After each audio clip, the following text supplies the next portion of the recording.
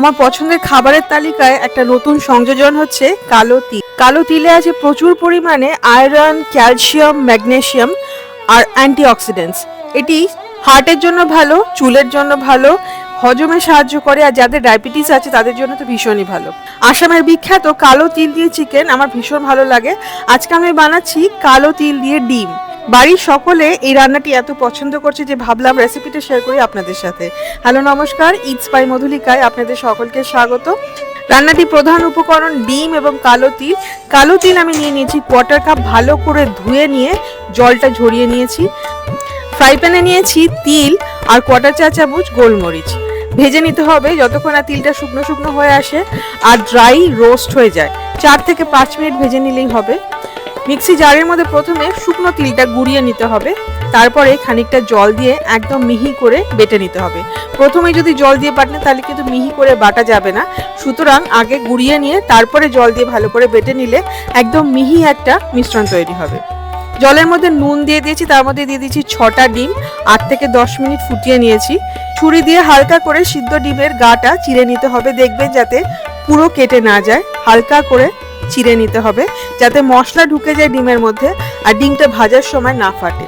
সিদ্ধ করা আলুর দমের আলু আমি নিয়ে নিয়েছি 13টা মতো। এই রান্নায় কাঁচা আলু ইউজ করতে পারেন, কিন্তু আমার মনে হয় সিদ্ধ করা আলু দিলে রান্নার টেস্টটা অনেক ভালো আসে। 5টা ছোট পেঁয়াজ বা 2.5টে বড় পেঁয়াজ এইভাবে একদম কুচিয়ে মিহি করে কুচিয়ে কেটে নিতে হবে। রান্নাটা হবে কিন্তু সর্ষের তেলে। কড়াইতে কোয়ার্টার কাপ সর্ষের তেল দিয়ে তেলটা যখন ভালো গরম হয়ে গেছে তখন দিয়ে দিয়েছি 1 চা চামচ নুন আর 1/2 চা চামচ হলুদ গুঁড়ো। এর মধ্যে ডিমটাকে ভেজে নিতে হবে। অনেকেই নুন হলুদ মাখিয়ে ডিমটা ভাজে, তবে আমার মনে হয় এইভাবে তেলের মধ্যে নুন হলুদ দিয়ে ডিমটা ভাজলে ভাজাটা খুব ভালো হয়। হাই ফ্লেমে লাল লাল করে ভেজে নিতে হবে। ডিমটা ভাজা হয়ে গেছে, ডিমগুলোকে তুলে নিয়ে আলুটাকেও ঠিক একইভাবে ভেজে নিতে হবে। যারা ডিম খেতে ভালোবাসেন তারা কিন্তু এই রান্নাটা অবশ্যই ট্রাই করবেন। খেতে কিন্তু এটা খুব ভালো হয়। দেখতে কালো কালো হলেও খেতে কিন্তু এটা অসাধারণ হয়, আর খাওয়াও শরীরের জন্য খুব ভালো।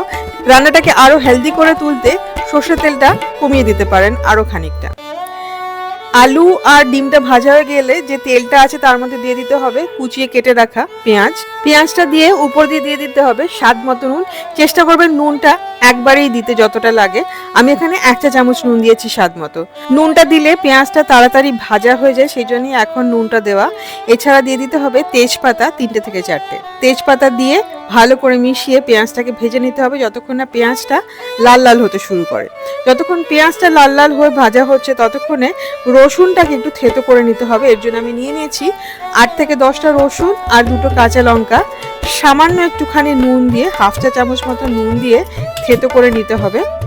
ঠিক এইভাবে থেতো করে নিলে টেস্টটা খুব ভালো আসে।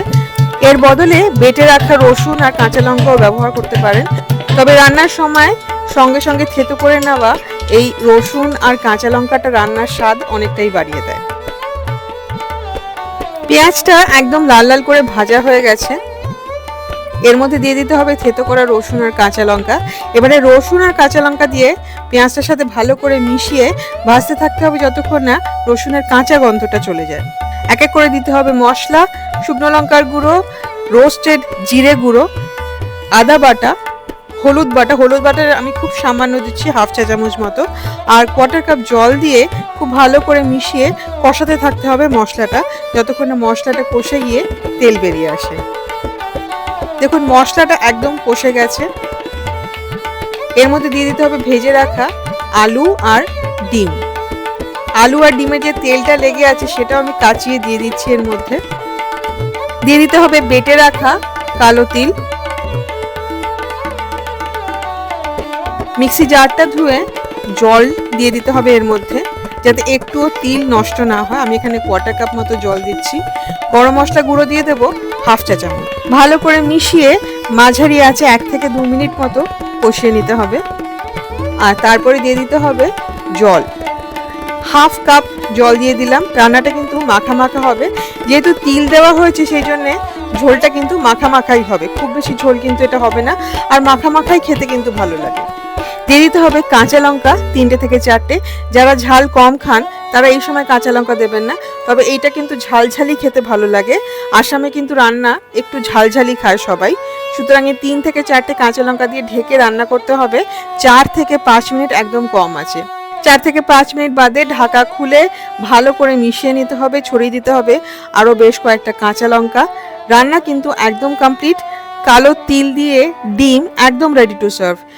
সার্ভ করুন গরম গরম ভাতের সাথে, রুটি, পরোটা বা পোলাওয়ের সাথে। খেতে কিন্তু আমার এটা সব থেকে বেশি ভালো লাগে গরম ভাতের সাথে। রেসিপিটা অবশ্যই ট্রাই করবেন, আমাকে কমেন্ট করে জানাবেন যে আপনাদের কেমন লাগলো। রেসিপিটা যদি ভালো লাগে তাহলে প্লিজ লাইক করবেন, শেয়ার করবেন। ইটস বাই মধুরিকা সাবস্ক্রাইব করে আমার সাথে থাকবেন। ভালো থাকুন, ভালো ভালো রান্না করুন। Happy cooking. Thank you.